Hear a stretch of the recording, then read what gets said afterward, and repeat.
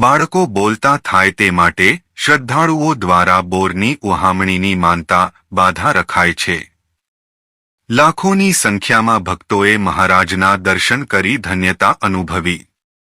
સંતરામ મંદિરે લાખો મણ બોરની ઉહામણી.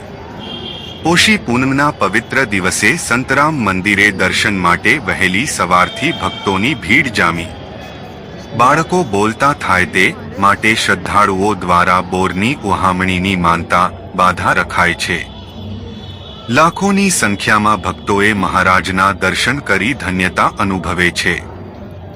આજે પોષી પૂનમના દિવસે નડિયાદ સંતરામ મંદિરમાં શ્રદ્ધાળુઓનું ઘોડાપૂર ઉમટ્યું હતું.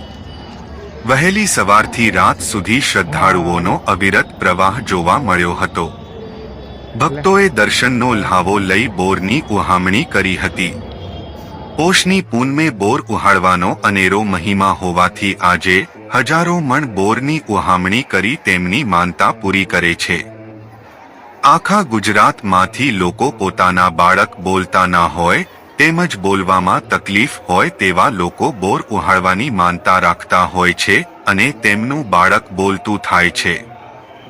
આજે જય મહારાજના જયઘોષથી મંદિર પરિસર ગુંજી ઉઠ્યું હતું. સંતરામ મંદિરના માર્ગો પર આજે માનવ મહેરામણ જોવા મળ્યું હતું. પોષી પૂનમ નિમિત્તે સંતરામને જોડતા માર્ગો પર વાહન ચાલકો 1.5 કલાકે માંડ અડધો કિલોમીટરનું અંતર કાપી શક્યા હતા. શહેરમાં આજે સંતરામ રોડથી સ્ટેશન વિસ્તાર અને બીજી તમામ જગ્યાઓએ લારીઓ, પાથરણા અને પાર્કિંગના કારણે ટ્રાફિક સમસ્યા વકરી હતી. પોષ સુદ પૂનમે નડિયાદ સંતરામ મંદિરમાં દર્શન કરી બોરની ઉહામણી કરવા માટે આજે મહેરામણ ઉમટ્યો હતો.